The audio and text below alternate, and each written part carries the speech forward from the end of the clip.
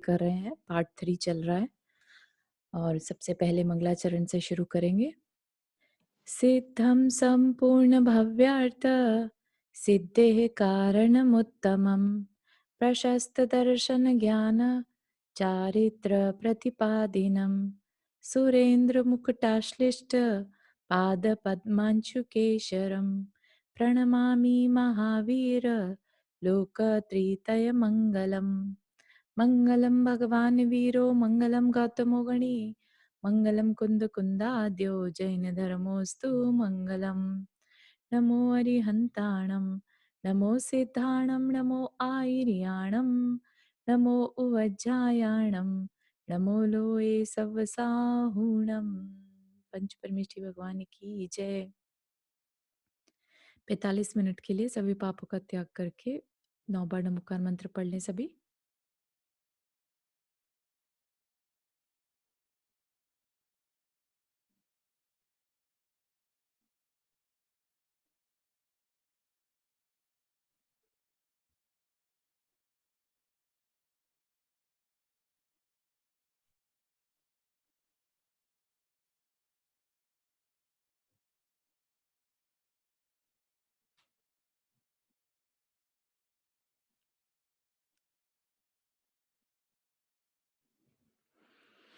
चलिए, तो हमने देखा था किस तरह से कृतांत वक्र सेनापति सीता जी को छोड़ के आ गया था अकेली को, और भयानक अटवी में, भयानक जंगल में वहां पर राजा वज्रजंग है ना, तो पुण्य के उदय से राजा वज्रजंग मिला जो उन्हें अपनी बहन की तरह और अपने साथ अपने राज्य में ले जाता है।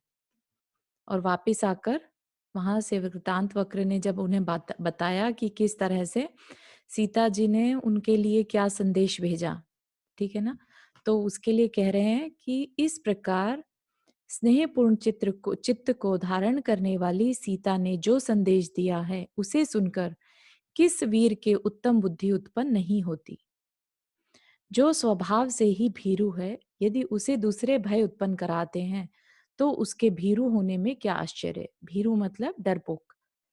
जो स्वभाव से ही भीरु है, डरपोक है, यदि उसे दूसरे भय उत्पन्न कराते हैं तो उसके भीरु होने में क्या आश्चर्य है। परंतु उग्र एवं भयंकर विभीषिकाओं से तो पुरुष भी भयभीत हो जाते हैं। भावार्थ यहाँ पर क्या है, इसका मतलब कि जो भयंकर विभीषिकाएं स्वभाव भीरु सीता को प्राप्त है वे पुरुष को भी प्राप्त न हो।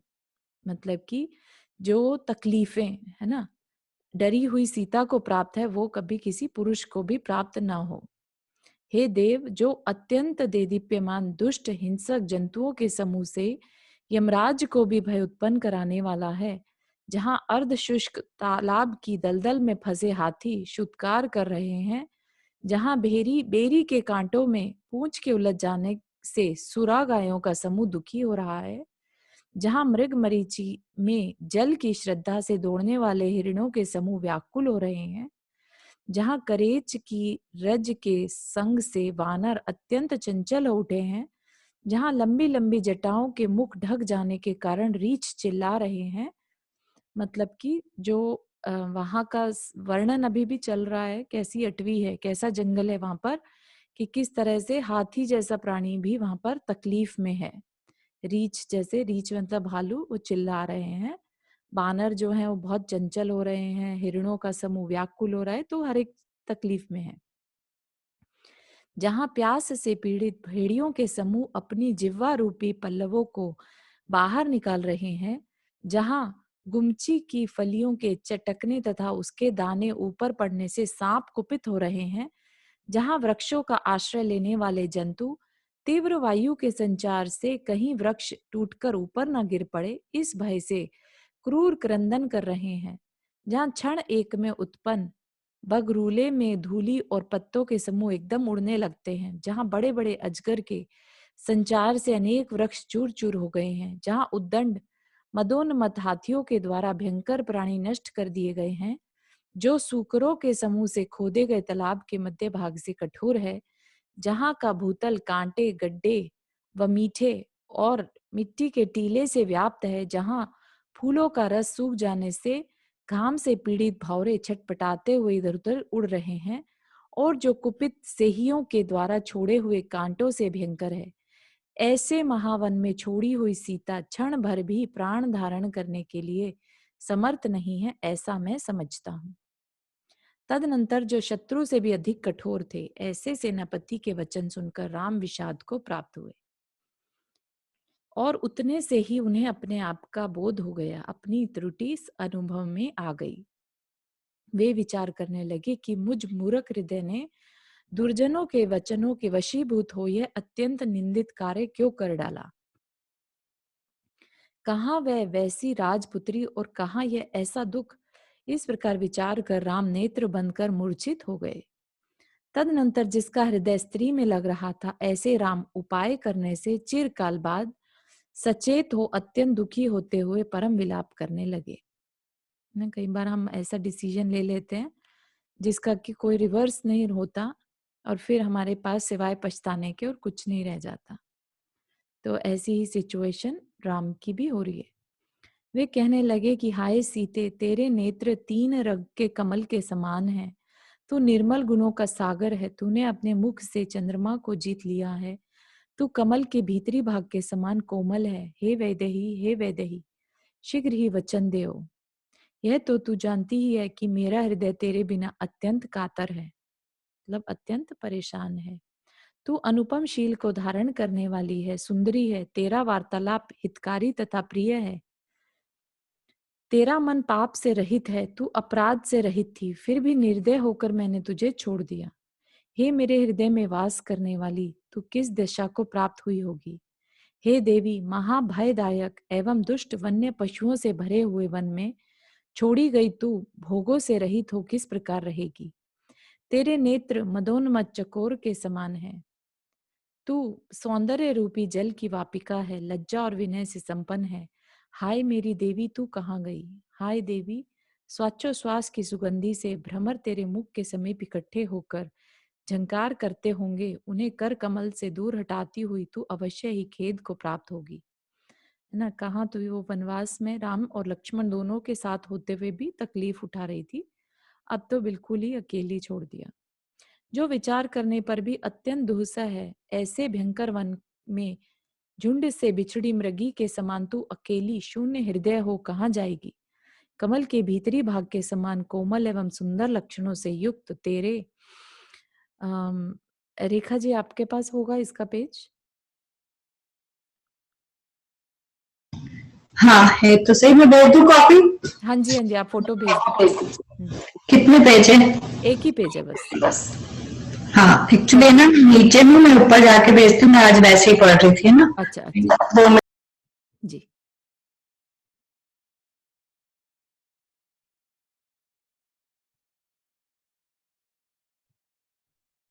चारू जी।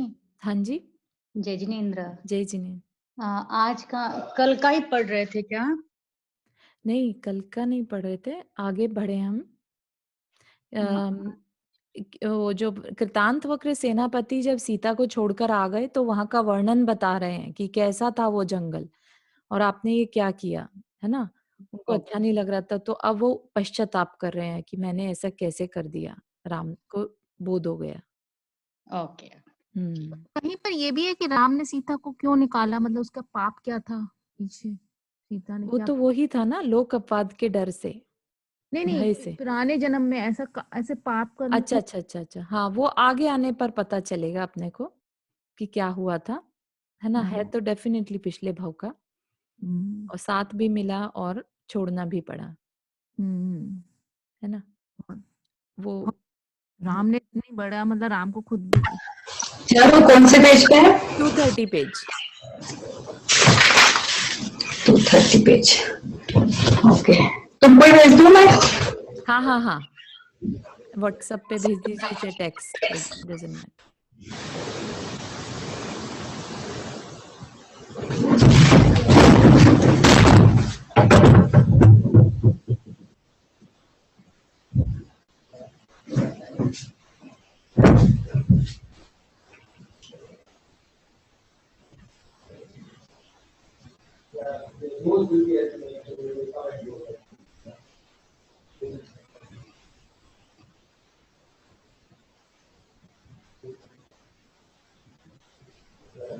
मैडम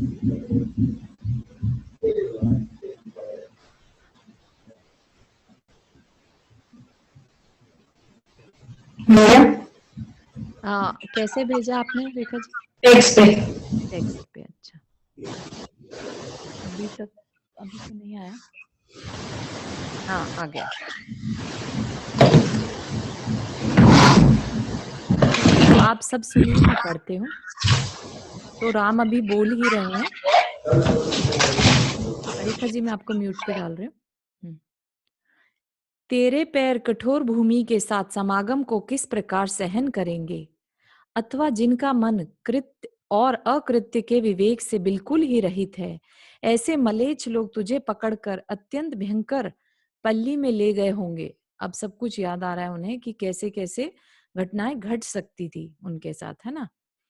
हे प्रिय, हे साध्वी, मुझ दुष्ट ने तुझे वन में छोड़ा है, अतः अब की बार पहले दुख से भी कहीं अधिक दुख को प्राप्त हुई है।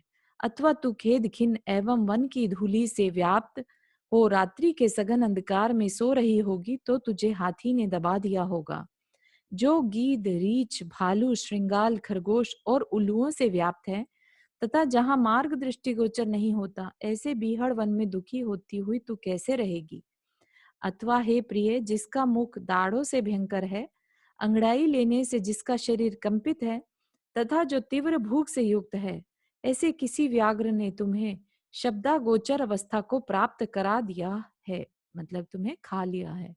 अथवा जिसकी जीवा लपलपा रही है और जिसकी गर्दन के बालों का समूह सुशोभित है, ऐसे किसी सिंह ने तुम्हें शब्दातीत दशा को प्राप्त करा दिया है। क्योंकि ऐसा कौन है जो स्त्रियों के विषय में शक्तिशाली न हो, मतलब स्त्रियों से तो सभी शक्तिशाली रहते हैं, है ना। स्त्रियां तो नहीं लड़ सकती ना शेर से। अथवा हे देवी, ज्वालाओं के समूह से युक्त तथा ऊंचे ऊंचे वृक्षों का अभाव करने वाले दावानल के द्वारा तू क्या अशोभमन अवस्था को प्राप्त कराई गई है। अथवा तू छाया में जाने के लिए असमर्थ रही होगी, इसलिए क्या सूर्य की अत्यंत दूसरे किरणों से मरण को प्राप्त हुई है। अथवा तू प्रशस्त शील की धारक थी और मैं अत्यंत क्रूर प्रकृति का था, फिर भी तूने मुझ में अपना चित्त लगाया। क्या इसी असमन सम, असमंजस भाव से तेरा हृदय विदीर्ण हो गया होगा और तू मृत्यु को प्राप्त हुई होगी। मतलब कि तू कितनी शांत है और मैं क्रूर, इस वजह से तेरे हार्ट पे मतलब तुझे बहुत तकलीफ हुई पहुंची होगी और तू मरण को प्राप्त हुई होगी। हनुमान और रत्न जटी के समान इस समय कौन है जो सीता की कुशल वार्ता प्राप्त करा देगा। हा प्रिय, हा महाशीलवती, हा महान मनस्वनी, हा शुभे, तू कहाँ है, कहाँ चली गई, क्या कर रही है, क्या कुछ भी नहीं जानती। अहो कृतांत वक्र, क्या सचमुच ही तुमने प्रिया को अत्यंत भयानक वन में छोड़ दिया है। नहीं नहीं, तुम ऐसा कैसे करोगे। इस मुखचंद्र से अमृत के समूह को झराते हुए के समान तुम कहो कहो कि मैंने तुम्हारी उस कांता को नहीं छोड़ा है। इस प्रकार कहने पर लज्जा के भार से जिसका मुख नीचा हो गया था, जिसकी प्रभा समाप्त हो गई थी और जो स्वीकृति से रहित था, ऐसा सेनापति व्याकुल हो गया। जब कृतांतवक्र चुप खड़ा रहा, तब अत्यंत दुख से युक्त सीता का ध्यान कर राम पुनः मूर्छा को प्राप्त हो गए और बड़ी कठिनाई से सचेत किए गए। इसी बीच में लक्ष्मण ने आकर हृदय में शोक धारण करने वाले राम का स्पर्श करते हुए कहा कि हे देव, इस तरह व्याकुल क्यों होते हो, धैर्य धारण करो। यह पूर्व उपार्जित कर्म का फल समस्त लोग को प्राप्त हुआ है, न केवल राजपुत्री को ही। संसार में जिसे जो दुख अथवा सुख प्राप्त करना है, वह उसे किसी निमित्त से स्वयं प्राप्त करता है। यह प्राणी चाहे आकाश में ले जाया जाए, चाहे वन्य पुरुषों से व्याप्त वन में ले जाया जाए और चाहे पर्वत की चोटी पर ले जाया जाए, सर्वत्र अपने पुण्य से ही रक्षित होता है ना। तो सही है ना ये बात की जो भी हमारे को तकलीफ हो रही है हमारे अंदर, राइट, जो भले ही दूसरे की वजह से हो रही हो, लेकिन तकलीफ अपने अंदर हो रही है तो वो हमारे ही कारण से हो रही है, ठीक है ना। तो अपने ही पाप और पुण्य से हम दुखी और सुखी होते हैं। हे देव, सीता के परित्याग का समाचार सुनकर इस भरत क्षेत्र की समस्त वसुधा में साधारण से साधारण मनुष्य के भी मन में दुख ने अपना स्थान कर लिया है। दुख से संतप्त एवं सब ओर से द्रवीभूत प्रजाजनों के हृदय अश्रुधारा के बहाने मानो गल गल कर बह रहे हैं। राम से इतना कहकर अत्यंत व्याकुल हो लक्ष्मण स्वयं विलाप करने लगे और उनका मुख हिम से ताड़ित कमल वन के समान निष्प्रभ हो गया, मतलब फीका पड़ गया। वे कहने लगे कि हाय सीते, तेरा शरीर दुष्ट जनों के वचन रूपी अग्नि से प्रज्वलित हो रहा है। तू गुण रूपी धान्य की उत्पत्ति के लिए भूमि स्वरूप है तथा उत्तम भावना से युक्त है। हे राजपुत्री, तू कहाँ गई? तेरे चरण किस लय अत्यंत सुकुमार थे। तू शील रूपी पर्वत को धारण करने के लिए पृथ्वी रूप थी। हे सीते, तू बड़ी ही सौम्य और मनस्वनी थी। हे माते, देख, दुष्ट मनुष्यों के वचन रूपी तुषार से गुणों से सुशोभित तथा राजहंसों से निवेशित यह कमलिनी सब ओर से दग्ध हो गई है। मतलब कि उनके कठोर वचनों से कमलिनी सब ओर से दग्ध हो गई, मतलब जल रही है। तो सीता की यहाँ पर तुलना कमलिनी से करी है, कमल के फूल से। भावार्थ, यहाँ अतिशयोक्ति अलंकार द्वारा वसिनी शब्द से सीता का उल्लेख किया गया है। जिस प्रकार कमलिनी गुण अर्थात तंतुओं से सुशोभित होती है, उसी प्रकार सीता भी गुण अर्थात दया दाक्षिण्य आदि गुणों से सुशोभित थी। तथा जिस प्रकार कमलिनी राजहंस पक्षियों से सेवित होती है, उसी प्रकार सीता भी राजहंस अर्थात राज शिरोमणि रामचंद्र से सेवित थी। हे उत्तमे, तो सुभद्रा के समान भद्र और सर्व आचार के पालन करने में निपुण थी तथा समस्त लोक की मूर्ति धारिणी सुख स्थिति स्वरूप थी। एक तरह से सीता के जो गुण हैं उनको याद किया जा रहा है कि तू कैसी थी, तू कहाँ गई। सूर्य के बिना आकाश क्या और चंद्रमा के बिना रात्रि क्या, उसी प्रकार स्त्री रत्न के बिना अयोध्या कैसी। भावार्थ, जिस प्रकार सूर्य के बिना आकाश की और चंद्रमा के बिना रात्रि की शोभा नहीं है, उसी प्रकार सीता के बिना अयोध्या की शोभा नहीं है। हे देव, समस्त नगरी बांसुरी बीणा तथा मृदंग आदि के शब्द से रहित तथा करुण क्रंदन से पूर्ण हो रही है। गलियों में, बाग बगीचों के प्रदेश में, वनों में, नदियों में, तिराहों चौराहों में, महलों में और बाजारों में निरंतर निकलने वाली समस्त लोगों की अश्रुधाराओं से वर्षा ऋतु के समान कीचड़ उत्पन्न हो गया है।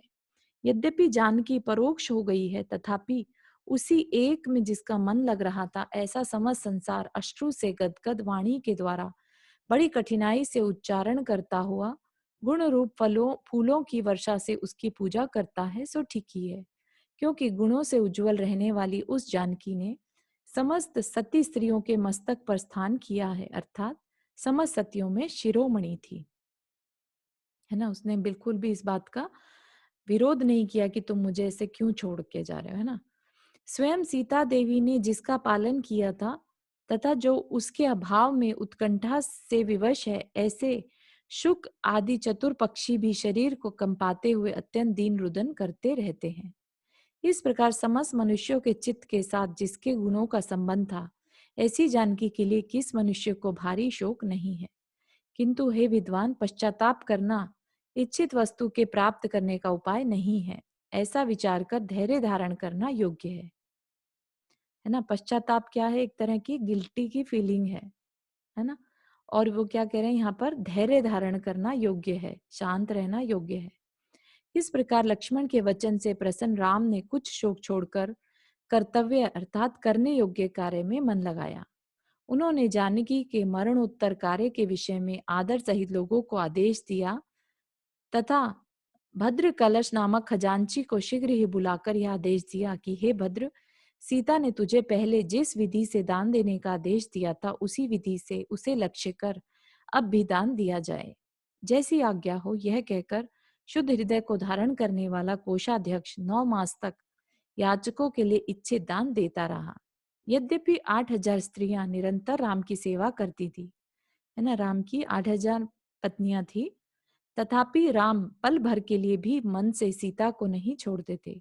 उनका सदा सीता शब्द रूप ही सम आलाप होता था, अर्थात वे सदा सीता सीता कहते रहते थे और उसके गुणों से आकृष्ट चित्त ही हो सबको सीता रूप ही देखते थे, अर्थात उन्हें सर्वत्र सीता सीता ही दिखाई देती थी। पृथ्वी की धूलि से जिसका शरीर व्याप्त है, जो पर्वत की गुफा में वास कर रही है तथा अश्रुओं की जो लगातार वर्षा कर रही है, ऐसी सीता को वे स्वप्न में देखते थे। अत्यधिक शोक को धारण करने वाले राम जब जागते थे, तब सशल्य मन में आंसुओं से नेत्रों को आच्छादित करते हुए सूसू शब्द के साथ चिंता करने लगते थे। सशल्य होता है, शल्य एक तरह का कांटा, लाइक कोई गलती हो जाए तो वो कॉन्स्टेंटली हमें बॉदर करती रहती है ना, तो ऐसे ही मन में शल्य होना, कांटा चुभता रहना, है ना। उनको ऐसी फीलिंग हो रही थी। और फिर सुबह उठते साथ ही उनको क्या याद आता था कि अहो बड़े कष्ट की बात है कि सुंदर चेष्टा को धारण करने वाली सीता लोकांतर में स्थित होने पर भी मुझे नहीं छोड़ रही है, कि मुझसे दूर है फिर भी मुझसे दूर हो नहीं रही है। वह साध्वी पूर्व संस्कार से सहित होने के कारण अब भी मेरा हित करने में उद्यत है। तदनंतर धीरे धीरे सीता का शोक विरल होने पर राम अवशिष्ट स्त्रियों से धैर्य को प्राप्त हुए, जो परम न्याय से सहित थे, अविरल प्रीति से युक्त थे, प्रशस्त गुणों के सागर थे और समुद्रांत पृथ्वी का अच्छी तरह पालन करते थे। ऐसे हल और चक्र नामक दिव्य अस्त्र को धारण करने वाले राम लक्ष्मण सौधर्म इंद्र के समान अत्यधिक सुशोभित होते थे। गौतम स्वामी राजा श्रेणीक से कहते हैं, हे राजन, जहाँ देवों के समान मनुष्य थे, ऐसी उस अयोध्या नगरी में उत्तम कांति को धारण करने वाले दोनों पुरुषोत्तम इंद्रों के समान परम भोग को प्राप्त हुए थे। अपने द्वारा किए हुए पुण्य कर्म के उदय से उनका चरित्र समस्त मनुष्यों के लिए आनंद देने वाला था, तथा जो सूर्य के समान कांति वाले थे, ऐसे राम लक्ष्मण अज्ञात काल तक सुख सागर में निमग्न रहे। अज्ञात काल मतलब जिसको बताया ना जा सके, है ना, तो इनफाइनाइट टाइम तक सुख सागर में निमग्न रहे। तो इस प्रकार राम के शोक का वर्णन करने वाला 99वां पर्व समाप्त हुआ। किसी को कोई प्रश्न?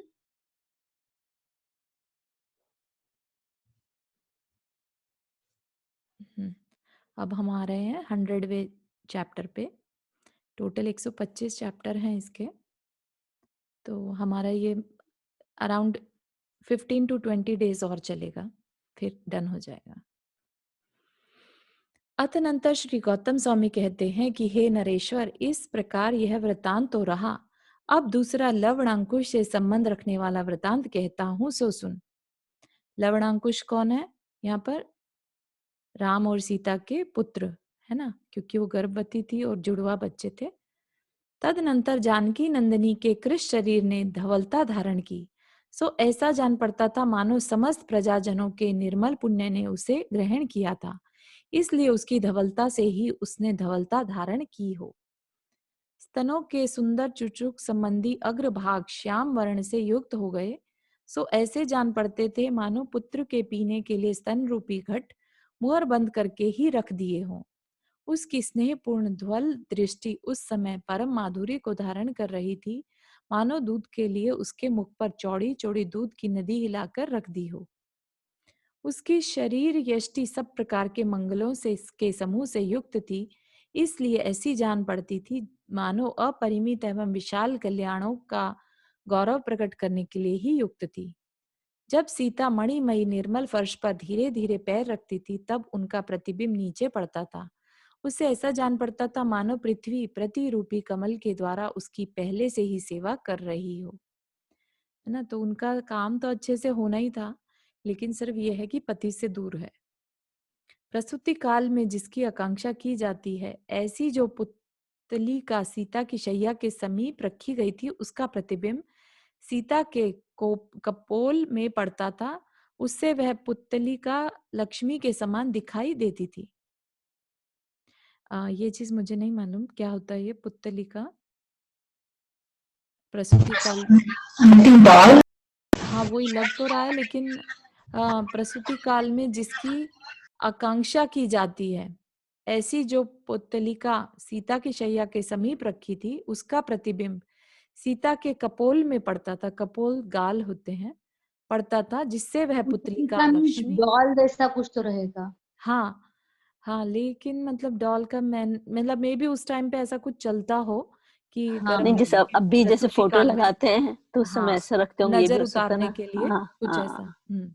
नहीं नहीं, नजर नहीं, पुतलिका मीन्स एक लक्ष्मी के समान दिखाई देती थी उसकी जो, हाँ वो जो रखते थे, या छोटी सी लक्ष्मी के समान हाँ, दिखाई दी, ताकि वैसे ही कुछ उसका हो गई। ध्यान रख सके, है ना। या एक तरह से, हाँ। रात्रि के समय सीता महल की छत पर चली जाती थी। उस समय उसके वस्त्र रहित स्तन मंडल पर जो चंद्रबिंब का प्रतिबिंब पड़ता था, वह ऐसा जान पड़ता था मानो गर्भ के ऊपर सफेद छत्र ही धारण किया हो। जिस समय वह निवास गृह में सोती थी, उस समय भी चंचल भुजाओं से युक्त एवं नाना प्रकार के चमर धारण करने वाली स्त्रियां उस पर चमर ढोरती रहती थी। स्वप्न में अलंकारों से अलंकृत बड़े बड़े हाथी कमलिनी के पत्र पुट में रखे हुए जल के द्वारा उसका साथ आदर पूर्वक अभिषेक करते थे। मतलब उसको जो स्वप्न आते थे वो भी बहुत सुंदर आते थे।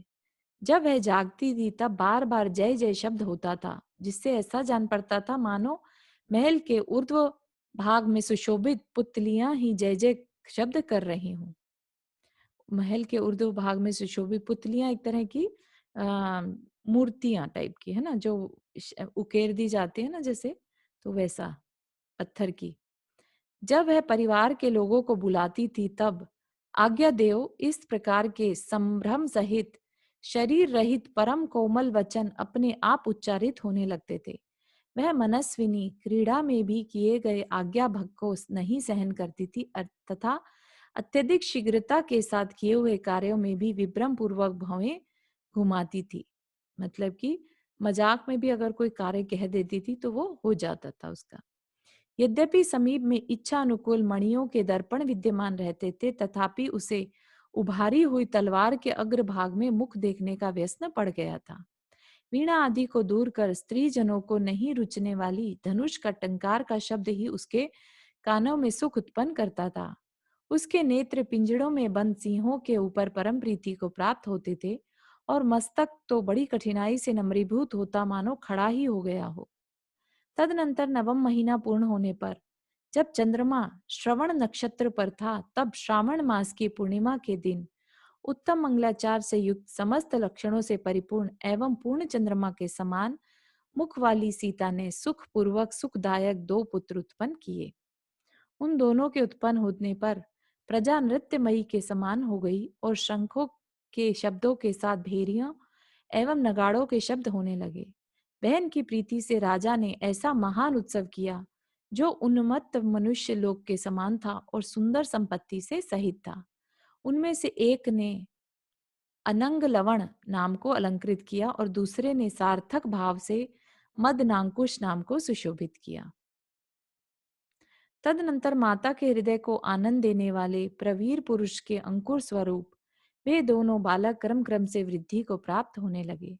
रक्षा के लिए उनके मस्तक पर जो सरसों के दाने डाले गए थे, वे देदीप्यमान प्रताप रूपी अग्नि के तिलकों के समान सुशोभित हो रहे थे।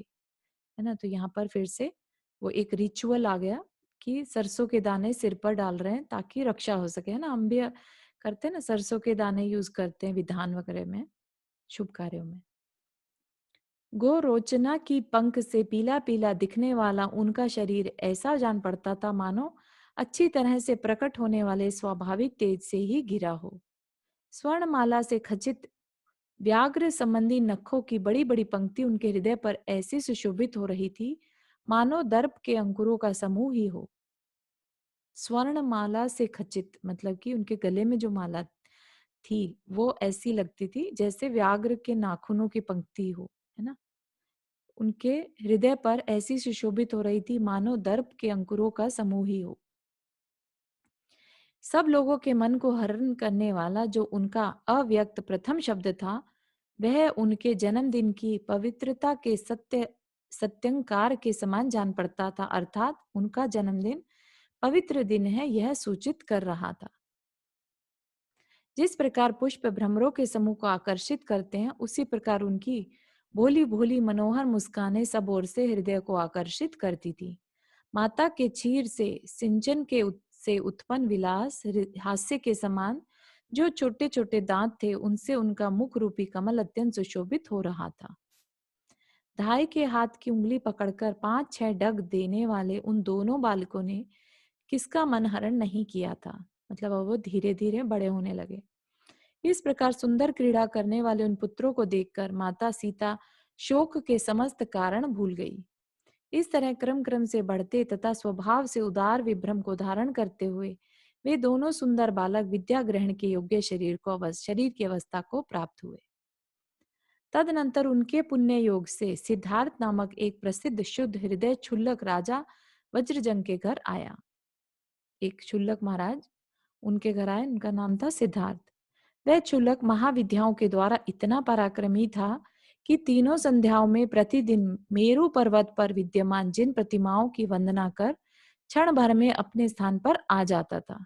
मतलब उन्होंने रिद्धि प्राप्त की हुई थी, जैसे आकाशगामी विद्या होती है, ऐसे ही वो जल्दी से जाके और दर्शन करके वापस आ जाते थे तीनों संध्याओं में। संधि काल है ना, जो हमने बात की थी ना, तीनों संध्या, संध्या मतलब संधि काल, तीनों संधि कालों में। वह प्रशांत मुख था, धीर वीर था, केश लुंच करने से उसका मस्तक सुशोभित था, उसका चित्त शुद्ध भावनाओं से युक्त था। वह वस्त्र मात्र परिग्रह का धारक था। जो क्षुल्लक जी के पास एक वस्त्र, क्षुल्लक जी के पास 2 वस्त्र रहते हैं, बस उतना ही उनके पास परिग्रह था। उत्तम अणुव्रती था, नाना गुण रूपी अलंकारों से अलंकृत था, जिन शासन के रहस्य को जानने वाला था, कला रूपी समुद्र का पारगी था। धारण किए हुए सफेद चंचल वस्त्र से ऐसा जान पड़ता था मानो मृणालों के समूह से वेष्टित मंद मन चलने वाला गजराज ही हो। जो पीछी को प्रिय सखी के समान बगल में धारण कर अमृत के स्वाद के समान मनोहर धर्म वृद्धि शब्द का उच्चारण कर रहा था और घर घर में भिक्षा लेता हुआ धीरे धीरे चल रहा था, इस तरह भ्रमण करता हुआ संयोगवश उस उत्तम घर में पहुंचा जहां सीता बैठी थी। यहाँ पर किसी को कोई प्रश्न तो नहीं है चुल्लक जी के बारे में, लाइक अच्छा, समझ में मेरे आया? को नहीं, मेरे को बताइएगा जरा। खुल्लन जी मतलब चुल्लक महाराज जी, साहब? हाँ चुल्लक जी उन्हीं महाराज से नीचे की पदवी रहती है। उनके पास अच्छा, वस्त्र के नाम पर लंगोटी और एक गले में गमछा टाइप का रहता है। तो और डिपेंड करता है, उनकी खुद की विद्या इतनी थी कि वो तीनों टाइम पर मेरू पर्वत पर जाकर वंदना करके आ जाते थे, राइट। और काफी मतलब वो दिखाए हुए हैं, शांत थे काफी और धीर वीर थे, ठीक है। और वो भिक्षा लेते लेते एक दिन वो सीता के घर पर आए, सीता जहाँ बैठी थी। जिन शासन देवी के समान मनोहर भावना को धारण करने वाली सीता ने ज्यों ही शुल्लक को देखा, त्यों ही वह संभ्रम के साथ नौखंडा महल के उतरकर नीचे आ गई। नौखंडा महल मतलब 9 खंड वाला, 9 लेवल्स जिसमें हो, जैसे बिल्डिंग में 9 फ्लोर हो, है ना, तो वहां से वो नीचे आ गई। तो तथा पास जाकर और दोनों हाथ जोड़कर उसने इच्छाकार आदि के द्वारा उनकी अच्छी तरह पूजा की। तो उसने देखा उनको कि वो आ रहे हैं, तो सीता नीचे आ गई। तदनंतर विधि के जानने में निपुण सीता ने उसे आदर पूर्वक विशिष्ट अन्न पान देकर संतुष्ट किया। सो ठीक ही है, क्योंकि वह जिन शासन में आसक्त पुरुषों को अपना बंधु समझती है। भोजन के बाद अन्य कार्य छोड़ वह क्षुल्लक निश्चिंत हो सुख से बैठ गया। तदनंतर पूछने पर उसने सीता के लिए अपने भ्रमण आदि की वार्ता सुनाई कि मैं कहाँ से आ रहा हूँ, ऐसा बताया। अत्यधिक उपचार और विनय के प्रयोग से जिसका मन हरा गया था, ऐसे क्षुल्लक जी ने अत्यंत संतुष्ट होकर लवणांकुश को देखा, ठीक है, दोनों बच्चों को देखा। अष्टांग महानिमित्त के ज्ञाता उस क्षुल्लक ने वार्तालाप बढ़ाने के लिए श्राविका के व्रत धारण करने वाली सीता से उनके पुत्रों के संबंध रखने वाली वार्ता पूछी। तो पूरी कहानी सीता जी ने उनको सुनाई। तब नेत्रों से अश्रु की वर्षा करती हुई सीता ने क्षुल्लक के लिए सब समाचार सुनाया, जिसको सुनकर क्षुल्लक भी शोकाक्रांत हो दुखी हो गया। उसने कहा भी कि हे देवी, जिसके देव कुमारों के समान ये 2 बालक विद्यमान हैं, ऐसी तुम्हें शोक नहीं करना चाहिए। अतनंतर अत्यधिक प्रेम से जिसका हृदय वशीभूत था, ऐसे उस क्षुल्लक ने थोड़े ही समय में लवणांकुश को शस्त्र और शास्त्र विद्या ग्रहण करा दी। वे पुत्र थोड़े ही समय में ज्ञान विज्ञान से संपन्न, कलाओं और गुणों में विशारद तथा दिव्य शस्त्रों के आह्वान एवं छोड़ने के विषय में अत्यंत निपुण हो गए, है ना। क्षुल्लक जी जो होते हैं वो मुनि नहीं रहते, वो गृहस्थ की उत्कृष्ट गृहस्थ कहला सकते हैं। तो उन्होंने पूरी तरह संसार को अभी नहीं छोड़ा है, तो इसलिए उनके पास जो कलाएं थी उन्होंने वो दोनों राजकुमारों को सिखा दी। महापुण्य के प्रभाव से वे दोनों, जिनके आवरण का संबंध नष्ट हो गया था, ऐसे खजाने के कलशों के समान परम लक्ष्मी को धारण कर रहे थे। यदि शिष्य शक्ति से सहित है तो उससे गुरु को कुछ भी खेद नहीं होता, क्योंकि सूर्य के द्वारा नेत्रवान पुरुष के लिए समस्त पदार्थ सुख से दिखा दिए जाते हैं। पूर्व परिचय को धारण करने वाले मनुष्य को गुणों की प्राप्ति सुख से हो जाती है, सो ठीक ही है, क्योंकि मानस सरोवर में उतरने वाले हंसी को क्या खेद होता है, अर्थात कुछ भी नहीं। पात्र के लिए उपदेश देने वाला गुरु कृत कृत्यता को प्राप्त होता है। मतलब कि पात्र के लिए उपदेश, तो एक तरह से ये बताया है कि जो दोनों पुत्र थे वो उनका, क्योंकि ये जो गुरु थे क्षुल्लक जी थे, वो अष्टांग महानिमित्त को जानने वाले थे, बहुत बड़ी रिद्धि है उनके पास, तो उनको पता था इनका क्या भविष्य होने वाला है, इसीलिए उन्होंने उनको तैयार भी किया। और यहाँ पर क्या कह रहे हैं, पात्र के लिए उपदेश देने वाला गुरु कृत कृत्यता को प्राप्त हो जाता है, मतलब गुरु एकदम अपने आप को सेटिस्फाइड फील करता है, क्योंकि जिस प्रकार उल्लू के लिए किया हुआ सूर्य का प्रकाश व्यर्थ होता है, उसी प्रकार अपात्र के लिए दिया हुआ गुरु का उपदेश व्यर्थ होता है। अतनंतर बढ़ते हुए यश और प्रताप से जिन्होंने लोक को व्याप्त कर रखा था, ऐसे वे दोनों पुत्र चंद्र और सूर्य के समान सुंदर तथा दुरालोक हो गए, अर्थात वे चंद्रमा के समान सुंदर थे और सूर्य के समान उनकी ओर देखना भी कठिन था। ठीक है, दुरालोक हो गए मतलब अब कोई उनकी तरफ आंख उठाकर भी नहीं देख सकता था, इतने बलशाली और इतने सुंदर वो थे। प्रकट तेज और बल के धारण करने वाले वे दोनों पुत्र परस्पर मिले हुए अग्नि और पवन के समान जान पड़ते थे, अथवा जिनके शरीर के कंधे शिला के समान दृढ़ थे, ऐसे वे दोनों भाई हिमाचल और विंध्याचल के समान दिखाई देते थे। अथवा वे कांत युग संयोजन अर्थात सुंदर जुआ धारण करने के योग्य, मतलब कि पक्ष में युग की उत्तम व्यवस्था करने में निपुण महावृषभों के समान थे, अर्थात अथवा धर्म आश्रम के समान रमणीय और सुख को धारण करने वाले थे। तो एक तरह से जो बड़े बड़े कंधे उनके इस तरह के थे जैसे हिमाचल और विंध्याचल हो, ऐसे मतलब खूब हष्ट पुष्ट टाइप के बताए हैं।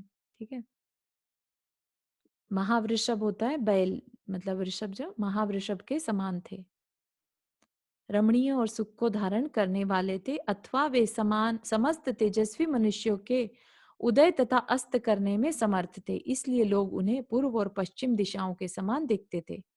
जैसे पूर्व में उदय और पश्चिम में अस्त होता है, ऐसे ही वो भी तेजस्वी मनुष्यों के उदय तथा अस्त करने में समर्थ थे। यह विशाल पृथ्वी निकटवर्ती समुद्र से घिरी होने के कारण उन्हें छोटी सी कुटिया के समान जान पड़ती थी, और इस पृथ्वी रूपी कुटिया में यदि उनकी छाया भी तेज से विमुख हो जाती थी तो उसकी भी वे निंदा करते थे, मतलब उन्हें बहुत प्रभावशाली बताया है। पैरों के नखों में पड़ने वाले प्रतिबिंब से ही वे लज्जित हो उठते थे और बालों के भंग से भी अत्यधिक दुख प्राप्त करते थे। चूड़ामणि से प्रतिबिंबित छत्र से भी वे लज्जित हो जाते थे और दर्पण में दिखने वाले पुरुष के प्रतिबिंब से भी खींच उठते थे। मतलब कि हर एक चीज से उनका जो वैभव था, उनका जो रूप था, वो बहुत उत्कृष्ट था। मेघ के द्वारा धारण किए हुए धनुष से भी उन्हें क्रोध उत्पन्न हो जाता था, और नमस्कार नहीं करने वाले चित्र लिखित राजाओं से भी वे खेद खिन्न हो उठते थे।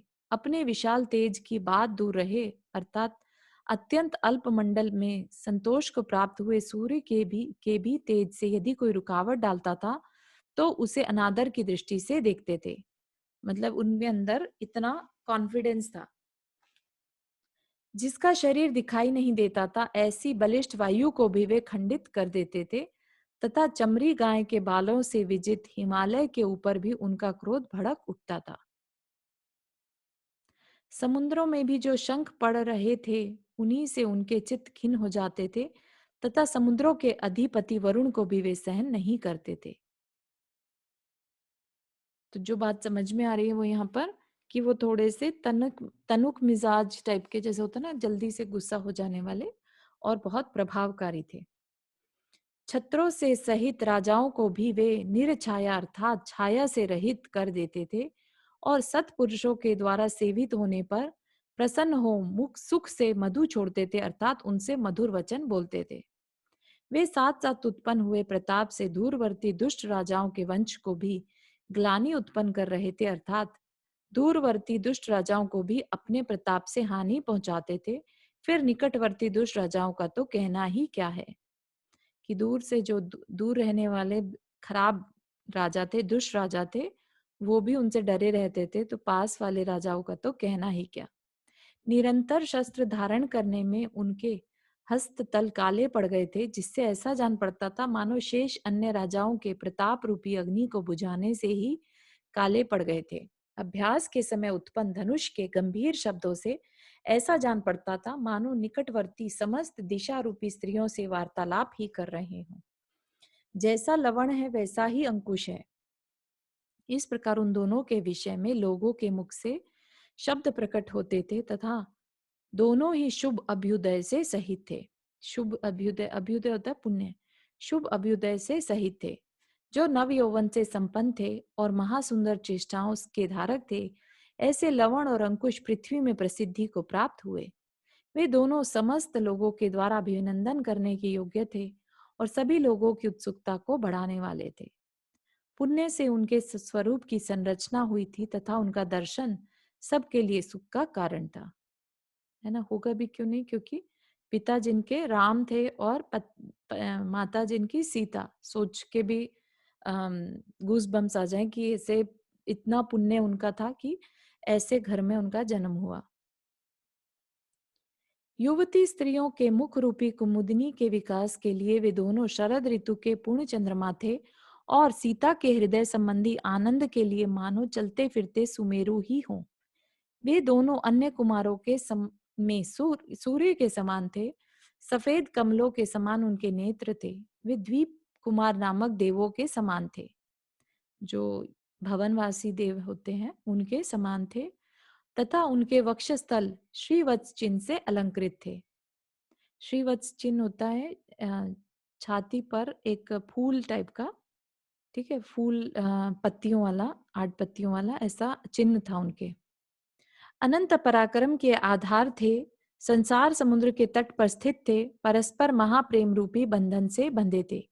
वे धर्म के मार्ग में स्थित होकर भी मन के हरण करने में लीन थे, अर्थात मनोहारी थे, और कोटि स्थित गुणों अर्थात धनुष के दोनों छोर पर डोरी के स्थित होने पर भी वक्रता अर्थात कुटिलता से रहित थे, मतलब कि कठोरपना उनमें नहीं था।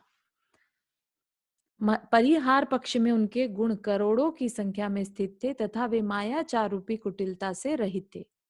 वे तेज से सूर्य को, कांति से चंद्रमा को, ओज से इंद्र को, गांभीर्य से समुद्र को, स्थिरता से के योग से सुमेरु को, क्षमा धर्म से पृथ्वी को, शूरवीरता से जय कुमार को और गति से हनुमान को जीतकर स्थित थे। ठीक है, तो 2 लाइन और देख लेते हैं।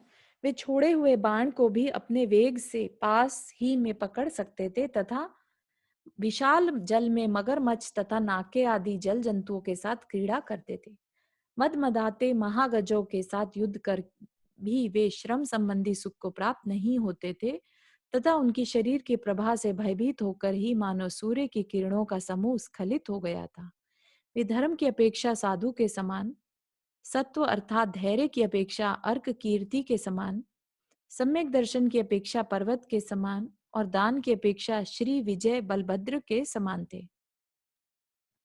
अभिमान से अयोध्या थे, अर्थात उनके समान कोई युद्ध नहीं कर सकता था। साहस से मधु कैटभ थे और महायुद्ध संबंधी उद्योग से इंद्रजीत और मेघवाहन थे। वे गुरुओं की सेवा करने में तत्पर रहते थे, जिनेन्द्र देव की कथा अर्थात गुणगान करने में लीन रहते थे तथा नाम के सुनने मात्र से शत्रुओं को भय उत्पन्न करने वाले थे। इस प्रकार वे दोनों भाई लवण और अंकुश गुण रूपी रत्नों से उत्तम पर्वत थे, विज्ञान के सागर थे, लक्ष्मी श्री द्युति कीर्ति और कांति के घर थे, मन रूपी गजराज के लिए अंकुश थे, सौराज्य रूपी घर का भार धारण करने के लिए मजबूत खंबे थे, पृथ्वी के सूर्य थे, मनुष्यों में श्रेष्ठ थे, आश्चर्य पूर्वक कार्यों की खान थे। गौतम स्वामी कहते हैं, इस तरह मनुष्यों में श्रेष्ठ तथा सूर्य के तेज को लज्जित करने वाले वे दोनों कुमार प्रपोंड नगर में, पुंडरीक नगर था ना, पुंडरीक नगर में बलभद्र और नारायण के समान इच्छा अनुसार क्रीड़ा करते थे। ठीक है, तो यहाँ पर आज हमारा 100वां पर्व पूरा हुआ। लवणांकुश की उत्पत्ति का वर्णन करने वाला 100वां पर्व। किसी को कोई प्रश्न?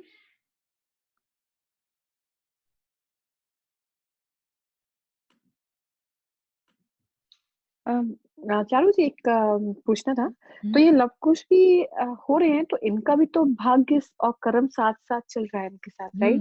बिल्कुल। क्योंकि उनका वनवास जाना, फिर हम्म, फिर यहाँ पर आना, तो हम्म, इनका भी तो कर्म साथ ही साथ चल रहा है, नहीं तो बिल्कुल चल रहा है, बिल्कुल चल रहा है। हमने अंजना सती के समय पर भी देखा था ना, हनुमान जी का जन्म भी गुफा में हुआ था, है ना, जबकि वो कितने बड़े राजा के, विद्याधर के पुत्र थे, है ना। इसी तरह से इनका भी राम राम जी के पुत्र होकर भी इनका जन्म पिता से दूर हुआ, है ना। तो ये इनके खुद के कर्म का उदय है। लेकिन कोई चीज खराब है, लेकिन कुछ चीजें बहुत अच्छी है ना। सबके पास सब कुछ हो, ये कहीं पर भी नहीं दिखाया। रावण भी कितना बलवाशाली था, उसके पास भी कुछ कमी थी, है ना। तो इसलिए नो वन इज परफेक्ट वाली बात यहाँ पर बहुत अच्छे से लागू होती है। और कर्म का फल हर एक का ऊपर नीचे चलता है, किसी का भी ये नहीं है कि सिर्फ पुण्य ही करके आया हो। और अपने जैन धर्म में श्री कृष्ण का कहीं जिक्र नहीं हुआ, ऐसा है क्या? हाँ हाँ हाँ, है ना। श्री कृष्ण तो नेमिनाथ है भगवान के कजिन थे ना, है। हाँ, उनका तो कजन उनकी ब्रदर थे लेकिन ही। पुराण बाद में आएगा। हम्म। नेमिनाथ भगवान जो थे, ठीक है ना। उन्होंने नेमिनाथ की शादी हाँ। करवाई थी बोल के, कि जिससे ये कम से कम मेरे ओके। सामने से ये चले जाए। तो हाँ, हम कुछ जब तो भी वो हुआ था उनके साथ। हरिवंश पुराण पढ़ेंगे ना, तब आएगा श्री कृष्ण का जिक्र, है ना, अभी नहीं है। श्री ओके, कृष्ण भी ओके। नारायण थे, लेकिन वो इनका समय नहीं है। ये रामायण पहले हो गई थी और महाभारत बाद में, इसलिए। ठीक है।